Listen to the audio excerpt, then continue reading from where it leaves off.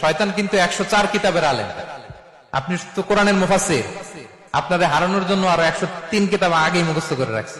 সে মুসা আলাইহিস সালামকে ডিল করেছে, সে জেসাস ক্রাইস্টকে ডিল করেছে, সে সাইয়েদনা ইব্রাহিম আলাইহিস সালামকে ডিল করেছে, সে কোটি কোটি মানুষকে ডিল করেছে, হাজার হাজার নবীকে সে ডিল করেছে। সে 104 কিতাবের আলেম। আপনি শয়তানের পাদে ফা দিবেন না, এই ফাঁদে পা আপনার দিতেই হবে। এমন ভাবে সে আষ্টে পৃষ্ঠে আপনাকে বেঁধে রেখেছে।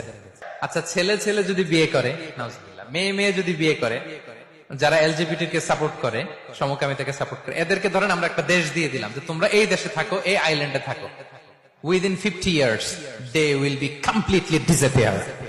50 বছরের ব্যবধানে ওরা নাই হয়ে যাবে, ঠিক কিনা? কারণ ওদের কোনো প্রজন্ম থাকবে? ছেলে ছেলে বিয়ে হইলে কোনো জেনারেশন আছে? নারীতে নারীতে বিয়ে হইলে কোনো প্রোডাক্টিভিটি আছে? এমনি ভ্যানিশ হয়ে যাবে।